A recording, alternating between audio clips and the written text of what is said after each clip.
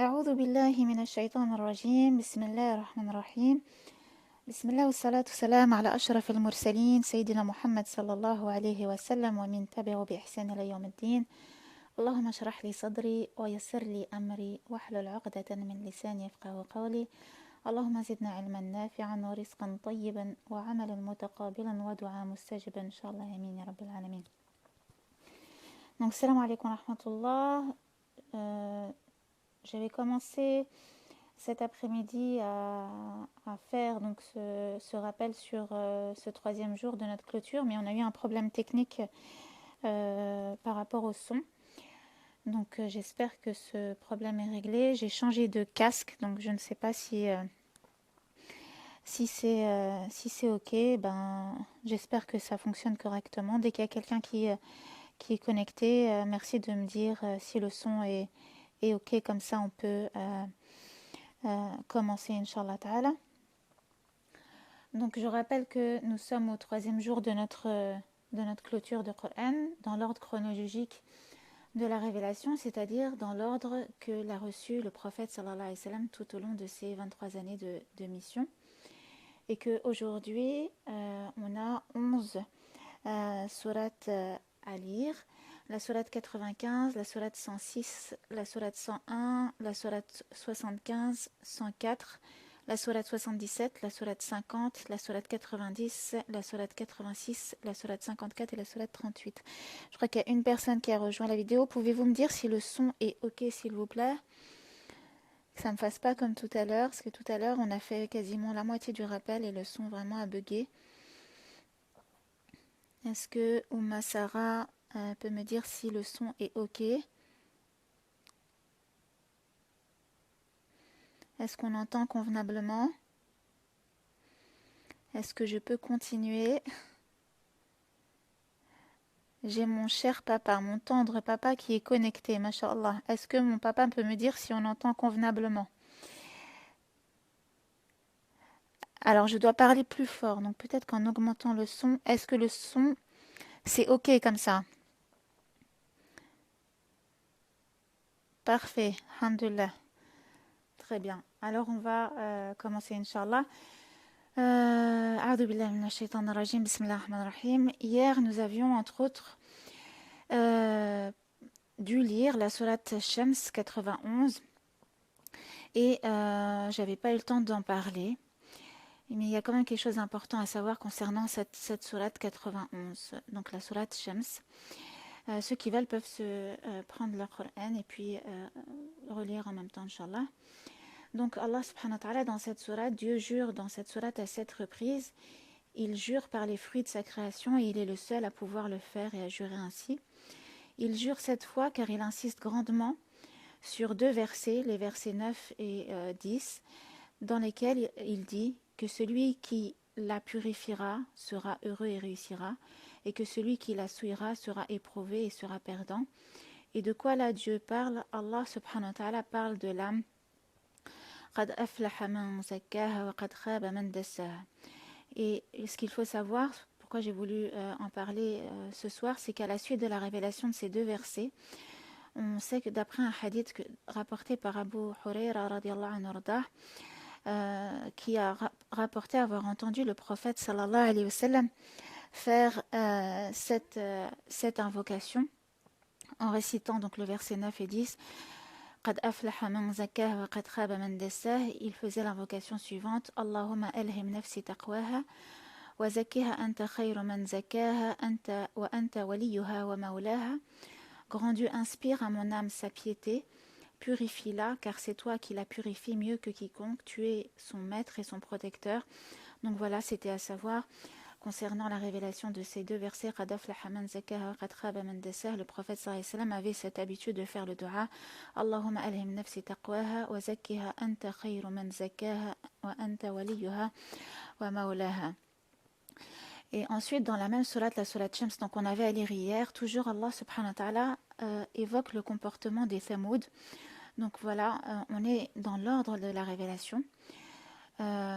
Les sourates du Coran arrivent sur le prophète sallallahu alayhi wa sallam petit à petit, et Dieu commence à transmettre son message en donnant pour exemple les histoires des prophètes qui ont précédé Rasoul sallallahu alayhi wa sallam. Et là, en l'occurrence, dans cette sourate, il s'agit de l'histoire du prophète Salih alayhi salam. Et donc, Salih de leur faire le rappel jour après jour, mais eux, de le dénigrer. Et un jour, les Thamoud et donc l'envoyé de Dieu Salih vont se réunir dans le cénacle. Et le prophète Salih va les inviter une nouvelle fois encore à adorer Allah subhanahu wa ta'ala. Et cette fois, les Thamoud vont aller encore plus loin dans leur requête en disant: si tu nous sors de ce rocher là-bas une chamelle, en précisant bien sûr comment elle doit être dans le moindre détail, eh bien on finira par croire à ton message.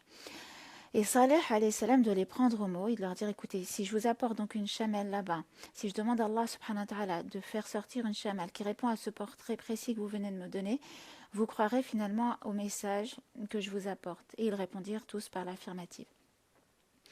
Et donc Salih alayhi salam va prendre de leur cet engagement et il va se lever vers le lieu réservé à la prière pour prier Allah subhanahu wa ta'ala et l'implorer de répondre à leur requête.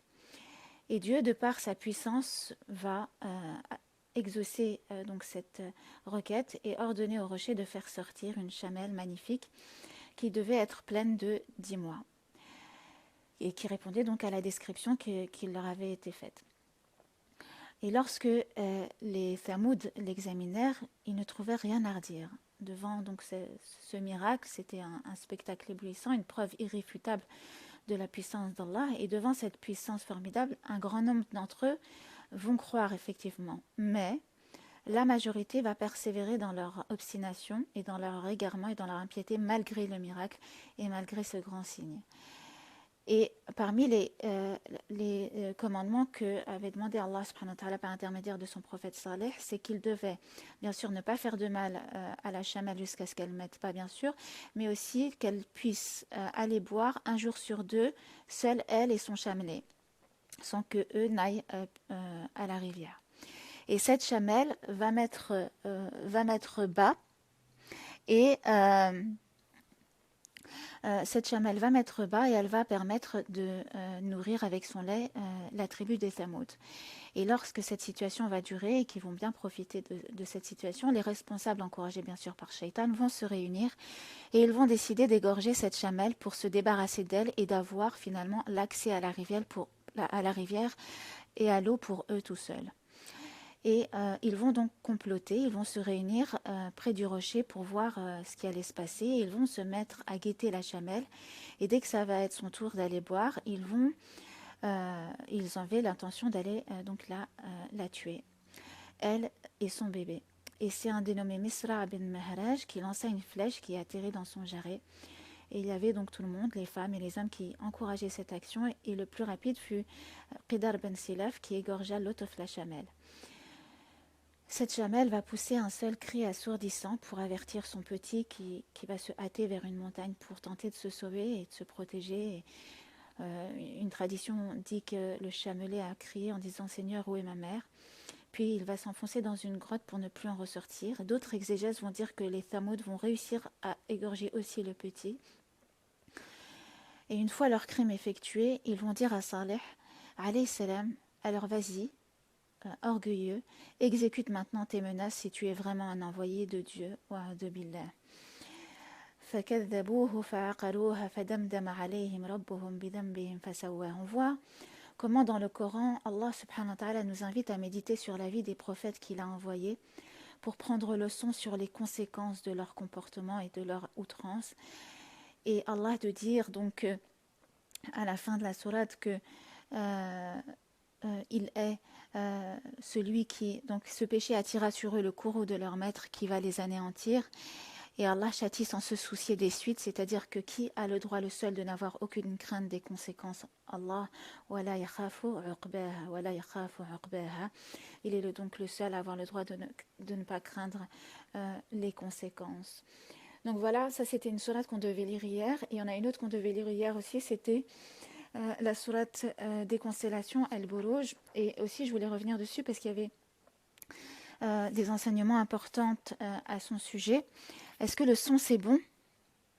Est-ce que le son c'est bon? Dites-moi, parce que tout à l'heure, pareil, on a eu un problème et j'ai dû tout recommencer. Est-ce que le son c'est bon? Une ou deux personnes qui me disent si c'est bon. Est-ce que le son c'est bon? C'est ok? Parfait. Donc je changerai plus de casque. Ok. Khayr salam. Donc hier, on avait à lire aussi la sourate al-Buruj des constellations. Et dans cette sourate, encore Allah subhanahu wa ta'ala jure par les fruits de sa création, et il est encore le seul à pouvoir le faire. Il jure par le ciel, wa samaïdat al-Buruj, et les grandes constellations. Il jure par al-Yawm al-Ma'oud, le jour promis, qui n'est autre que le jour de la résurrection. Le jour où il y aura des témoins de nos actes passés, wa shahidin wa mashhoud. Il jure pour dire quoi? Il jure pour dire Qutila ashabul ukhdud. Et al-Ukhdud, donc que périssent, il jure pour dire que périssent les gens du Ukhdud. Et on répète cette sourate, il nous arrive de réciter cette sourate peut-être dans notre prière, mais tout le monde ne sait pas qui sont les gens du Ukhdud. Et on va faire un petit rappel sur qui sont les gens du Ukhdud. Sachez d'abord que Ukhdud désigne un endroit sur la frontière entre le Yémen et l'Arabie Saoudite. Et Dieu lance sa malédiction sur une personne en particulier et ceux qui lui obéirent. C'est un roi usurpateur qui, au VIe siècle, s'était octroyé les pleins droits et s'était permis de persécuter des chrétiens. Et ce roi avait, comme un pharaon, à son service un magicien qui lui servait pour asseoir son autorité, pour faire peur au peuple et pour obtenir l'admiration du peuple et son abnégation. C'était un véritable despote qui voulait prendre la place de Dieu par l'embobinement et l'illusion de la sorcellerie. Et un jour, ce magicien finit par vieillir et il dit au roi je me fais vieux et il me faut une relève, un jeune, un ghulam, pour que je lui transmette ce que je connais. Et le roi a choisi donc dans toute la région va choisir un jeune homme des plus intelligents, des plus vaillants, des plus perspicaces pour la relève. Et pourquoi jeune? Pour le formater, mais aussi pour que le roi puisse bénéficier de toute sa jeunesse à son service. Et donc le jeune devient l'élève au quotidien du sorcier qui devait lui transmettre son savoir, sa science. Et oui, c'est une science, la sorcellerie, une science occulte, dont la condition est le kufr billah et dont la conséquence aussi est le kufr billah, car les shayatines au service de ces sorciers ont cet objectif-là de rendre kafir celui qui la pratique et celui qui y croit, et ils demandent des conditions de sacrilège afin de pouvoir être au service de ce sorcier. Et donc tous les jours, ce Ghulam innocent faisait la route de chez lui pour se rendre auprès de ce sorcier. Et en chemin, il trouva sur sa route un ermite, un pieux, un salah dont la maison était sur le chemin et dont la parole ne lui était pas commune. Il avait une parole sage et vraie. Et ce garçon, il avait la particularité d'être curieux. Il avait la particularité d'être curieux. Il y a mon papa qui nous quitte. Salam alaikum baba. Salam alaikum, ne nous oublie pas dans les doigts. Inch'Allah. Donc tous les jours, ce Ghulam faisait la route de chez lui pour se rendre auprès du sorcier. Et en chemin, il trouva donc un ermite, un pieux, un salah dont la parole n'était pas commune. Elle lui était sage et vraie, et ce garçon avait la particularité d'être curieux de son entourage. Il avait la soif de vouloir découvrir, d'apprendre auprès des anciens, des plus grands que lui, et il entra donc chez cet ermite pour l'écouter. Et il lui dit, donc Al-Ghulam, il lui dit, mais qui es-tu? Il lui dit, Anna, moi, je suis un rahib, c'est-à-dire je suis un ermite qui consacre sa vie à l'adoration d'Allah. Et le jeune, de lui dire, ah, donc tu consacres tout ton temps à adorer le roi? Et l'ermite de dire, ah non, non, non, j'adore le Dieu du roi, mon Dieu, Rabbi wa Rabbuk. J'adore le Dieu du roi, mon Dieu et ton Dieu. Et le jeune de dire, mais que veux-tu dire par cela? Et l'ermite de lui expliquer. Et le jeune fut touché dans sa fitra, dans son innéité, il a reconnu la vérité. Son âme a apprécié l'âme de cet homme vertueux au point que tous les jours, avant de se rendre chez le sorcier, il passait chez l'ermite, au point de souvent arriver en retard, soit chez le sorcier ou soit chez ses parents. Et le sorcier de lui dire mais pourquoi es-tu en retard? Et le jeune de ne pas oser lui dire. Et le sorcier brutal de le taper et de le punir. Et en fait, à chaque fois qu'il allait chez l'ermite, il se sentait apaisé, il se sentait compris et il soignait son âme des blessures causées par le sorcier et par ses parents qui le tapaient aussi à cause de ses retards. Et Allah subhanahu wa ta'ala voulait pour ce jeune un destin et une destinée hors du commun. Pharaon, n'importe quoi, ce roi-là, qui était comme un pharaon, voulait l'égarer. Celui que Dieu guide, rien ne peut l'égarer. Alors l'ermite, lui apprenait la religion monothéiste, la religion du culte pur, l'adoration d'Al-Ahad was-Samad alladhi lam yalid wa lam yulad wa lam yakul lahu kufuwan ahad. Et ce sur le chemin de l'aller et du retour, alors qu'il subissait les conséquences physiques et les brimades liées à ses retards, mais il continuait de vouloir y aller tant ça lui a apporté. Et il recevait donc tous les jours les enseignements du sorcier et aussi les enseignements de l'ermite. Et cela me fait penser aux propos des compagnons du prophète sallallahu alayhi wa sallam qui disaient au sujet du prophète sallallahu alayhi wa sallam kana yafriruna, il nous vidait puis nous remplissait. Et c'est comme si l'ermite jouait aussi ce rôle de nettoyage, de reformatage à chaque fois que le jeune allait chez le sorcier, lui, de reprogrammer ce jeune, de nettoyer et d'enlever tous ces virus-là. Et puis va venir le test de la foi, le test de la science, le test du yaqin. Sont des tests qui, pour toute personne qui emprunte le chemin vers Allah subhanahu wa ta'ala, Allah azza wa jalla, pour celui qu'Allah aime, le test dans sa foi, le test dans sa science et le test dans sa certitude. Et donc ça va être l'heure un jour du test pour ce Rolam.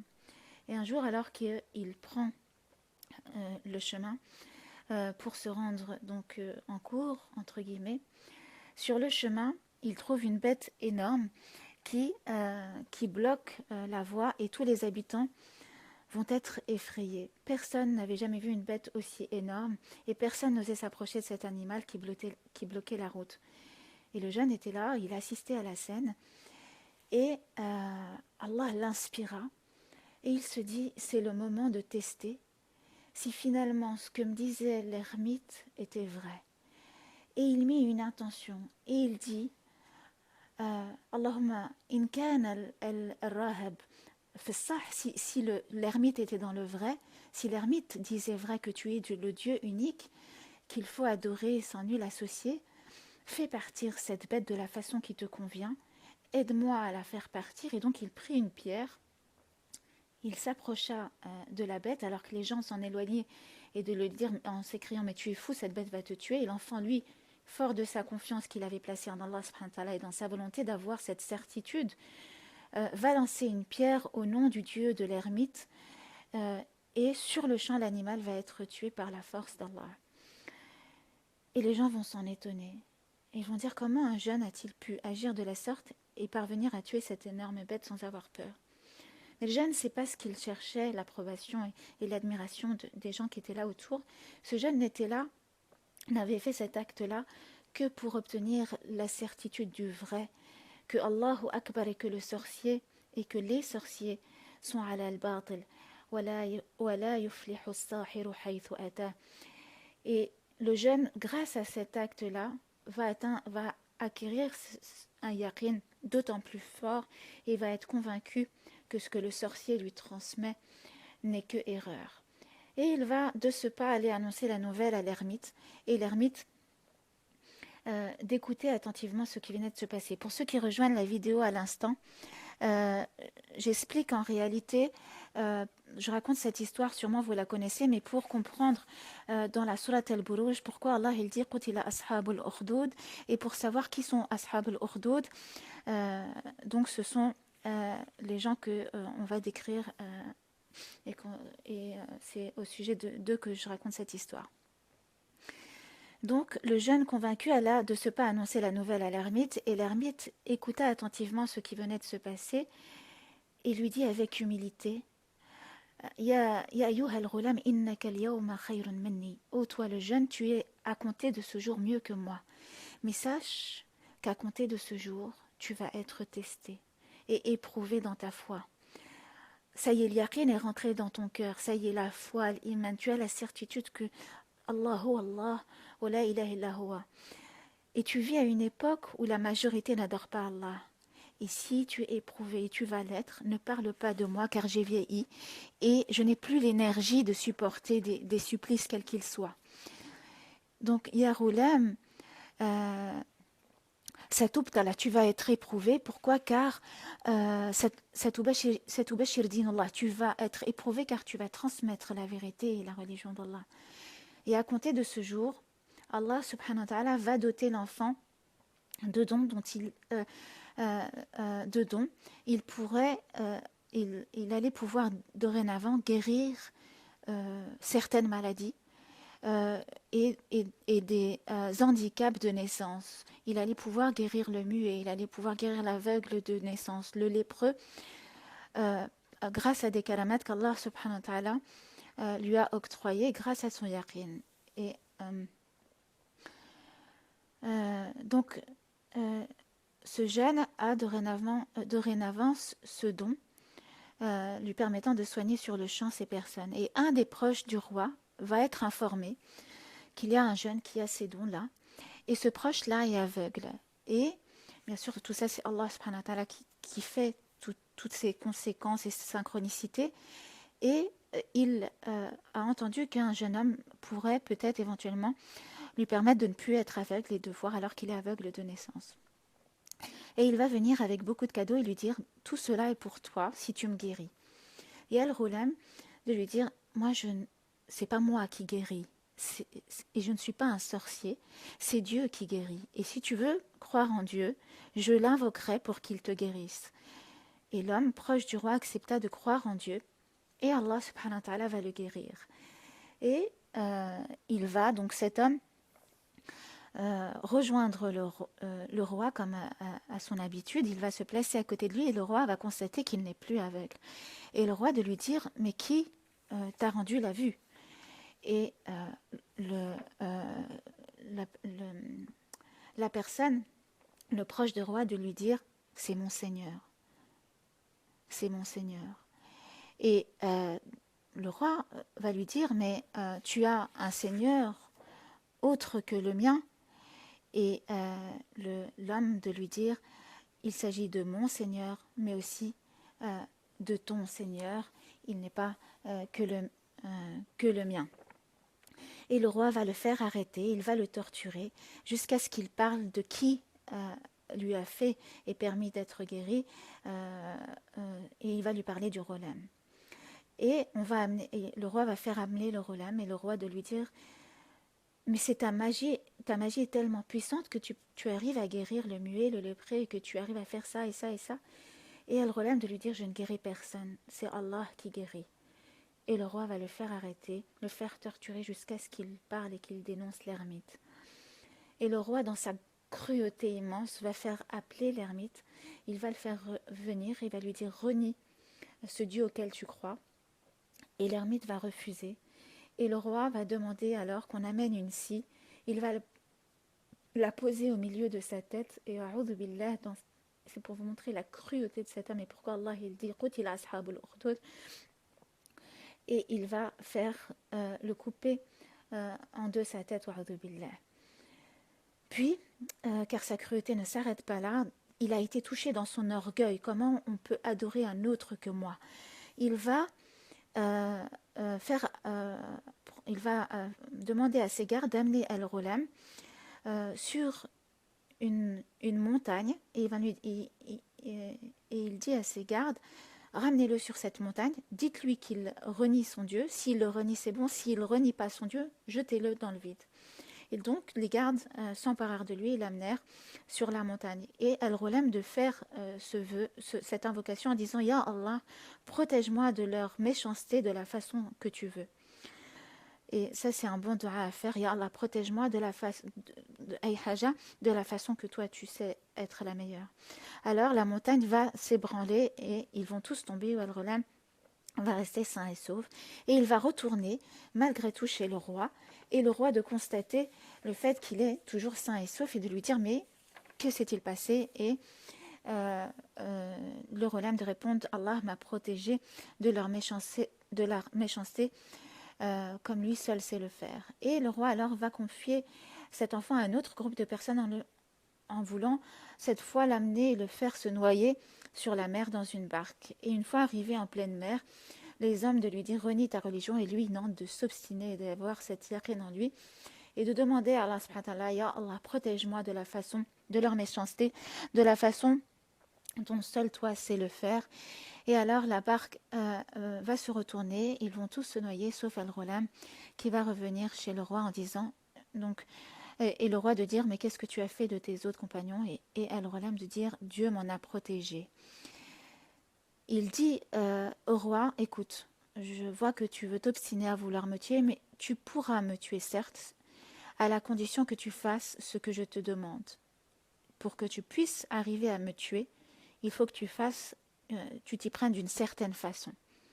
Et le roi curieux de lui dire ah bon et quelle est-ce, et il dit écoute, si tu veux pouvoir me tuer, rassemble les gens, tout le monde, fais appeler tout le monde sur la place centrale et attache-moi à un poteau.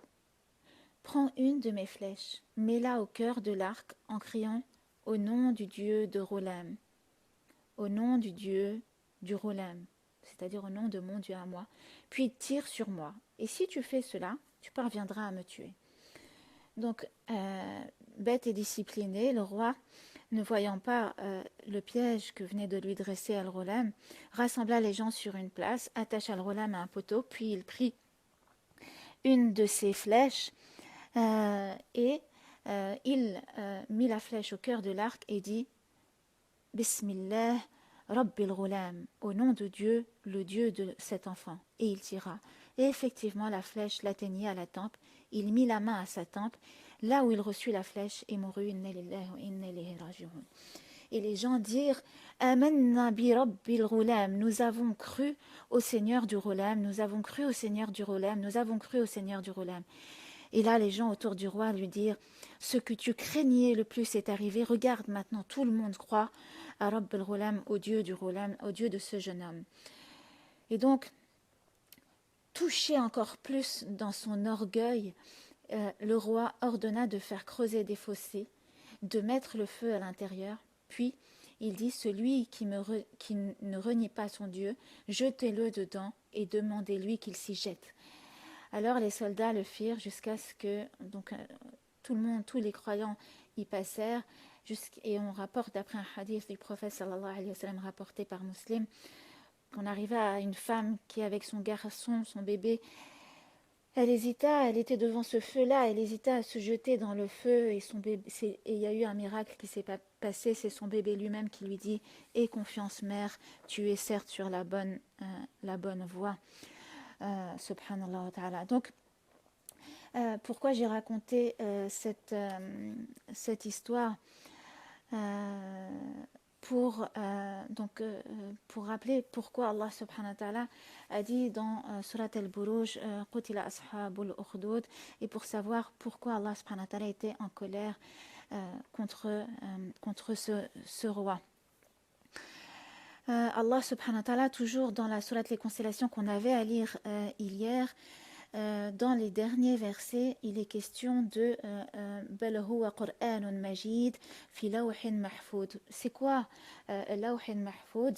Qu'est-ce que cette tablette protégée? Pourquoi on dit fi lawhin mahfoud? De quelle tablette protégée il est question? Donc, la lecture glorieuse, bien sûr, il est question du Qur'an. Donc là, on est au verset 21-22. Et ici, il est question, donc le mot lecture désigne le Qur'an, qui est sujet ni à un ajout ni à une diminution et qui sera toujours protégé par Allah subhanahu wa ta'ala. Et Abdurrahman ben Salman a dit tout ce que Dieu a décidé est prédestiné, qu'il s'agit du Coran ou des livres qui lui ont précédé, et tout se trouve sur une table bien gardée devant Israfil à qui on a autorisé de regarder. Et Ibn Abbas de rajouter, d'expliquer que sur la table supérieure sont inscrits ces mots. La ilaha illallah al-ahad, donc il n'y a de Dieu que lui, l'unique. Dinahu l'islam, sa religion est l'islam. Wa rasulahu, et son messager et son serviteur est Muhammad Rasulullah sallallahu alayhi wa sallam. Quiconque aura cru en Dieu et en ses promesses et suivi les prophètes, Dieu le fera rentrer au paradis. Voilà ce qui a écrit sur Lawh al-Mahfoud.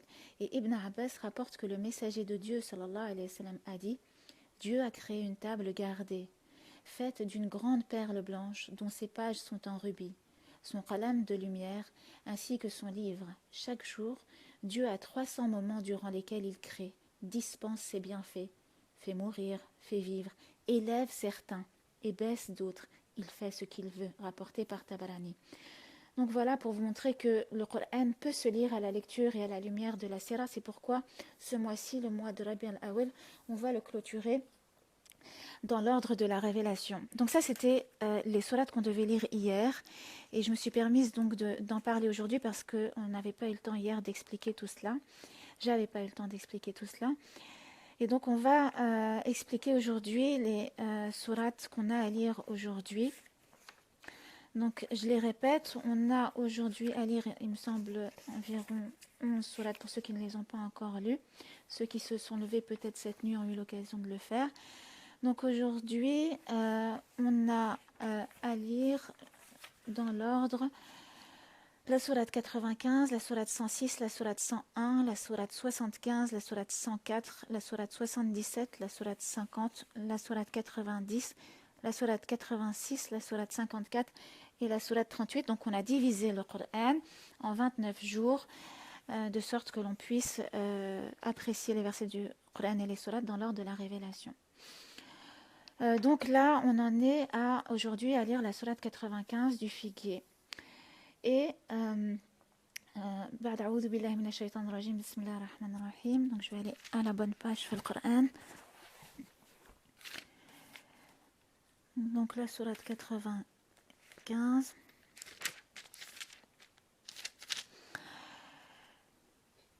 Au nom de Dieu, le tout miséricordieux, le très miséricordieux, Allah subhanahu wa ta'ala jure encore. Donc vous avez vu que là on est toujours dans la même période, on est toujours au début de la révélation.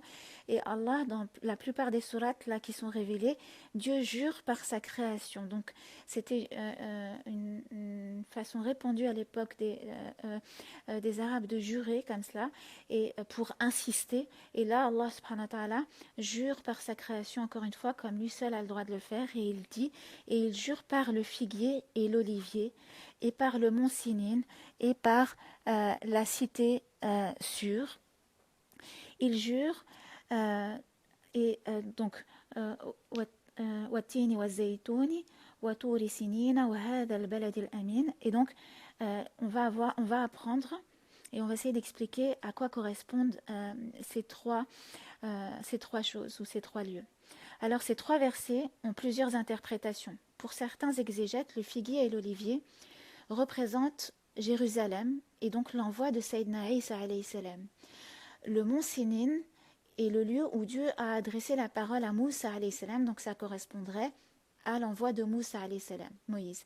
Et la cité, Al-Balad al-Amin, représenterait la Mecque, et donc là où fut envoyé le sceau et le dernier des prophètes, Muhammad Rasulullah sallallahu alayhi wa sallam. Ça, c'est une première interprétation du fait que Dieu, Allah subhanahu wa ta'ala, jure par le figuier et l'olivier, par le mont Sinin et par la cité sûre. Après, il y a d'autres interprétations, comme celle de Cheikh Hamidullah rahmatullah alayh, qui est aussi intéressante à entendre, qui dit que effectivement l'olivier ferait référence à Isa alayhi salam et que la cité sûre ferait référence à Rasul sallallahu alayhi salam et que le mont Sinaï ferait référence à Moussa. Par contre, il apporte une information qui peut être intéressante. Bien sûr, on aura la certitude que auprès d'Allah subhanahu wa ta'ala, il s'agit de l'interprétation. Il dit que le figuier pourrait être le ficus religiosa sous lequel Gautama Bouddha, c'est-à-dire Bouddha, avait l'habitude de méditer et sous lequel il aurait reçu l'illumination. Donc c'est Cheikh Hamidullah qui fait cette interprétation en disant, il présuppose bien sûr que peut-être que quand Dieu dit par le figuier, donc bien sûr là, vous voyez bien que c'est bien antérieur à l'arrivée de Isa, à l'époque de Bouddha, il se pourrait ainsi que Bouddha eût été, selon lui, un prophète parmi les 124 000 envoyés par Allah subhanahu wa ta'ala. et qu'il aurait été donc par la suite idolâtré suivi d'une certaine façon, Allah alam, et Dieu demeure le tout-sachant et l'omniscient. Mais c'était intéressant et important de le souligner qu'il y a aussi cette interprétation. Autre exégèse qu'on peut faire au sujet de la Surat Tin wa Zaytoun, donc je répète, bien sûr, je ne vais pas m'attarder sur toutes les sourates. Vous avez des tomes et des tomes de tafasir et de circonstances des révélations, donc je ne pourrais pas, bien sûr, m'attarder sur tout. Mais j'ai essayé de me mettre comme objectif de vous faire une vidéo par jour qui durera à peu près une demi-heure, dans lesquelles je vous donne un peu des perles des différentes sourates qu'on aura à lire ces jours-ci, afin que vous puissiez comprendre l'intérêt de clôturer dans le sens des révélations. Et donc une autre façon de pouvoir interpréter le Coran, c'est aussi une approche scientifique. Et un autre exégèse qui a été faite au sujet du figuier et de l'olivier, c'est le rapport à la santé et à l'intérêt nutritif de ces fruits. Et une découverte a été faite au sujet de la métallonite, qui est une substance qui a été découverte récemment, et elle serait produite par notre cerveau, le cerveau des humains, en petite quantité, et elle est nécessaire pour la baisse du taux de cholestérol, pour le renforcement de notre cœur, et puis pour la régularité des rythmes respiratoires. Et la sécrétion de cette substance par l'organisme, elle a lieu de 15 à 35 ans. Et puis à partir de ces 35 ans-là, elle va diminuer jusqu'à nos 60 ans, si Dieu nous prête vie jusque-là. Et les chercheurs donc se sont attardés à se dire, mais donc si cette substance diminue alors qu'elle est utile et importante pour la régularité de nos battements de cœur et notre rythme respiratoire et notre taux de cholestérol, va bien falloir le trouver ailleurs et peut-être qu'elle existerait dans des végétaux. Et donc, après plusieurs années de recherche, il y a des scientifiques japonais qui ont trouvé que cette substance, la métallonide, se trouve dans deux fruits, la figue et l'olivier, wat-tin wa zaytoun. Et ces chercheurs ont extrait ces substances donc pour réaliser les essais cliniques qui s'imposaient, et ils ont été surpris de découvrir que l'utilisation de cette substance ne donne les effets escomptés sur la santé que si les deux variantes, celle de la figue et celle de l'olive, subhanallah, Allahu Akbar, sont mélangées. Et encore plus loin dans la découverte et dans le côté miraculeux de cette découverte, c'est qu'ils ont été pour chercher et déterminer la proportion idéale de chaque variante, et pour obtenir donc le mélange le plus efficace, de chercher, mais finalement, combien il nous faudrait de figues et combien de quantité d'olives pour obtenir les meilleurs effets de la métallonite sur l'organisme humain. Et ils ont constaté que pour avoir une efficacité optimale, le résultat était une mesure, donc une figue pour 7 mesures, c'est-à-dire 7 olives. Subhanallah. Et il y a un savant musulman qui a pris connaissance de cette découverte de ces scientifiques-là japonais, et il a décidé, ça lui a tout de suite fait penser donc, à la sourate Wat-tin wa Zaytoun 95, et il s'est dit, subhanallah, je vais faire cette recherche parce que Allah ne met pas les mots qu'il met par hasard et ne les décompte pas par hasard. Et il a fait une recherche dans le Coran et a trouvé que la figue y figurait une fois et que l'olive 7 fois, subhanallah. Et donc, cette découverte de l'efficacité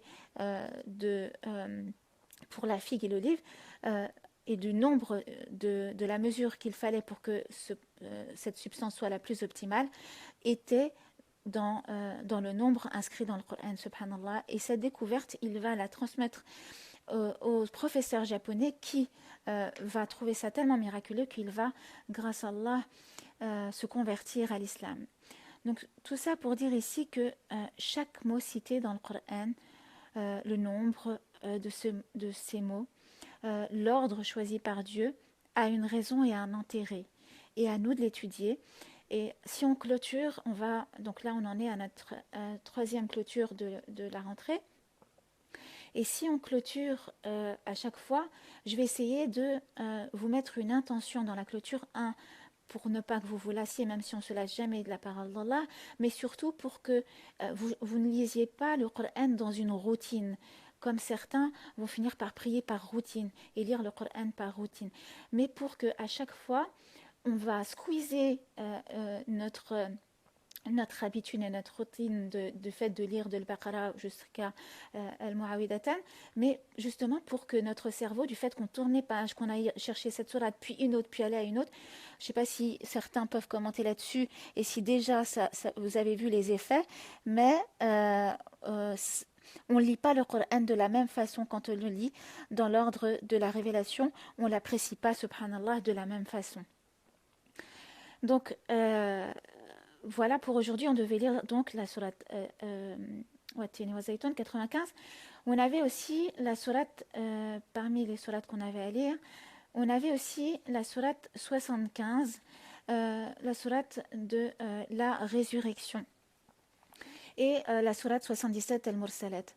Là, donc, si on veut vraiment vivre la révélation comme l'a reçu le prophète sallallahu alayhi wa sallam, il faut comprendre pourquoi Allah parle de la résurrection et pourquoi Allah parle de Al-Mursalat. Là, on est dans la période où Allah, par l'intermédiaire de son prophète sallallahu alayhi wa sallam, apprend aux Mécois qu'il y a un jour de la résurrection, qu'il y a un jour de la rétribution, qu'après la mort, il y a une vie, et que chacun sera jugé par rapport à ses actes et ses intentions sur terre. Et donc Allah, dans toute cette période-là, dans la révélation, Allah va insister sur cette notion de Yawm al-Qiyamah et le jour de la résurrection. Et il y a dans le sujet de la sourate de la résurrection encore une preuve que le Coran n'est pas la parole de Rasoul sallallahu alayhi wa sallam, mais bien la parole d'Allah. On l'avait vu hier quand on a fait la vidéo dans la sourate Abasa, vous vous rappelez, quand Allah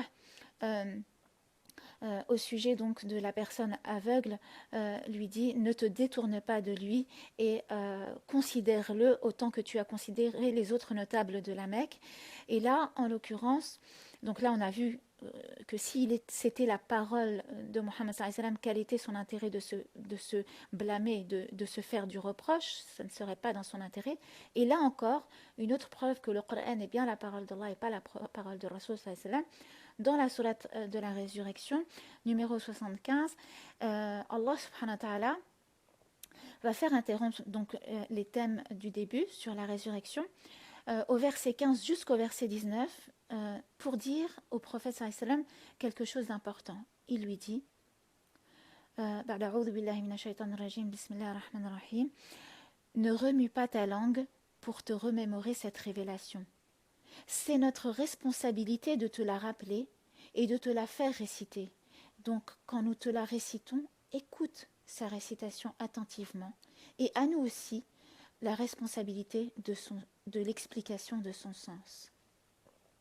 Et subhanallah, on a le même type de conseil qu'Allah va faire à son prophète dans Surat Taha et dans Surat Al-A'la.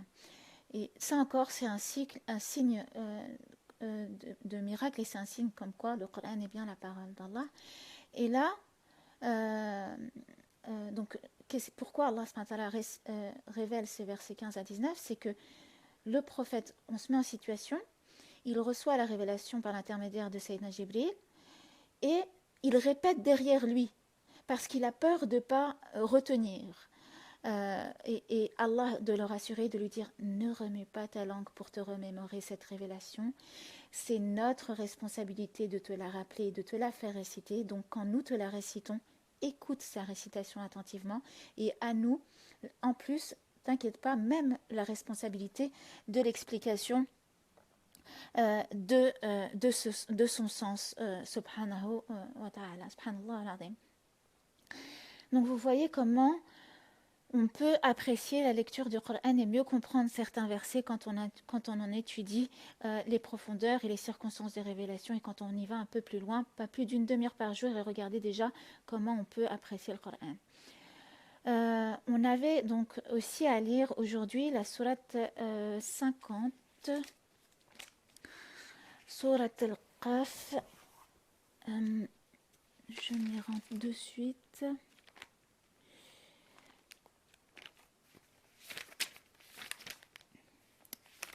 Bismillah. Donc voilà, on avait à lire donc Surat al-Qaf, et Allah donc jure par le Coran. Et on sait, alors j'ai oublié de dire une chose ici tout à l'heure, j'ai oublié de dire que Pour la sourate Wat-Tini wa-Zaytoun, le prophète sallallahu alayhi wa sallam avait l'habitude de la lire lorsqu'il était en voyage, durant sa prière, lorsqu'il était en voyage. Wat-Tini wa-Zaytoun, il avait l'habitude de la lire lorsqu'il était en voyage. Concernant la sourate Qaf, le prophète sallallahu alayhi wa sallam avait l'habitude de la lire pour la prière de l'Aïd et durant la prière du vendredi. Et on rapporte qu'il avait tellement l'habitude de la réciter tant il l'aimait durant la prière du vendredi, qu'une femme l'a apprise par cœur seulement en assistant à la prière du Jumu'ah, tant pour dire qu'il avait l'habitude de la réciter. Donc on est toujours au début de la révélation, et là Allah insiste sur l'intérêt de croire en l'au-delà, parce que qu'est-ce qui va faire que tu auras envie de t'améliorer ici-bas, c'est ce que tu crois, ce en quoi tu vas croire, et ce en quoi tu crois de ce qui va se passer dans l'au-delà. Et donc elle a pour thème l'au-delà, et donc on est vers la 5e année de la révélation, et Allah insiste sur finalement les bases de l'iman et de la croyance, et sur les piliers de l'iman, et notamment et précisément sur le pilier 5 et 6 de la foi, à savoir croire au destin et à la destinée, et croire au jour du jugement dernier. Et c'est pareil pour les sourates qu'on a à lire aujourd'hui, pour ceux qui les ont déjà lus, la sourate 90, la sourate 86, la sourate 54, dans lesquelles il va y être question de signes.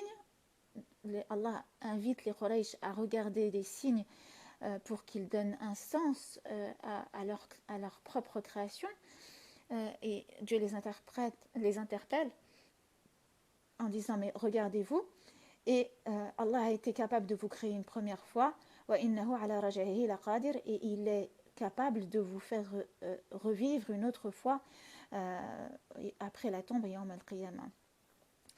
Et donc il va être question dans ces sourates-là des grands signes de la fin des temps, notamment la scission de la lune. Voilà.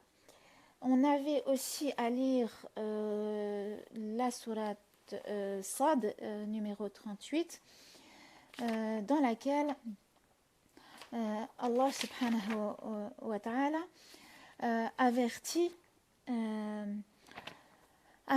donc précisément les Quraysh qui renient le message en leur disant écoutez, l'homme dont vous rejetez la conduite et qu'aujourd'hui vous essayez de ridiculiser vous vaincra.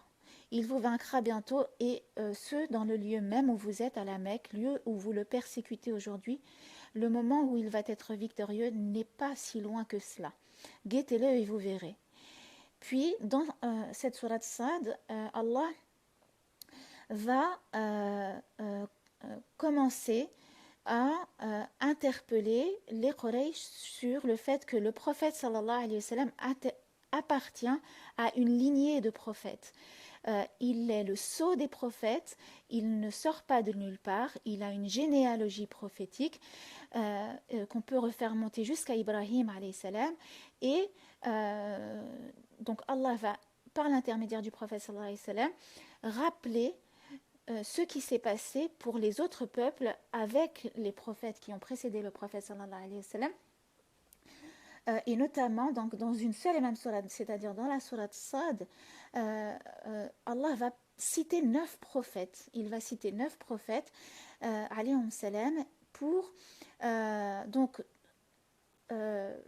toujours dans les piliers de la foi, de croire en Allah, en ses anges, en ses livres et en ses prophètes, au destin, à la destinée et au jour du jugement dernier, au paradis et à l'enfer. Donc voilà, on voit que la révélation du début, Dieu installe la foi dans les croyances, dans la croyance des Quraysh, et il donne pour exemple, dans Surat Sad, il va approfondir l'histoire de 2 prophètes, celle de Daoud alayhi salam et celle de Sulayman, et Allah va dans ces 2 histoires, comme on arrive à la fin là, je ne vais pas détailler, aller plus loin, mais dans ces 2 histoires, Allah va mettre en évidence le fait que c'est toujours sa justice qui vaincra, et c'est toujours sa justice qui régnera. Et il appuie sur un fait, c'est que c'est toujours l'orgueil qui est le péché qui égare. C'est l'orgueil qui a été le péché d'Iblis qui a refusé de reconnaître Adam alayhi salam. Et c'est le même péché d'orgueil qu'ont les Quraysh et auxquels font preuve les Quraysh et qui leur fait refuser que Muhammad sallallahu alayhi wa sallam est le sceau des prophètes et le dernier des prophètes. Et donc Allah les interpelle dans Surat Sad en leur disant si vous suivez Khutwat al-Shaytan et si vous suivez donc si vous avez le même péché d'orgueil que lui, ben vous serez soumis à son même sort qui est Jahannam wa a'udhu billah.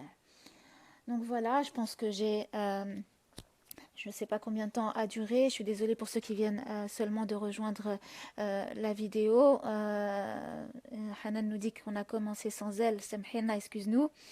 Donc voilà, d'habitude j'essaie de faire le rappel plus tôt parce que c'est vrai que cette heure-là normalement ne m'est pas, c'est pas facile pour moi de me libérer.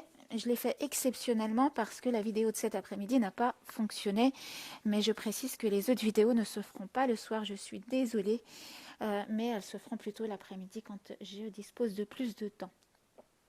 Donc voilà, j'espère que vous avez apprécié ces courts extraits de cette liqueur qu'on peut extraire, ce parfum qu'on peut extraire du Coran al-Karim.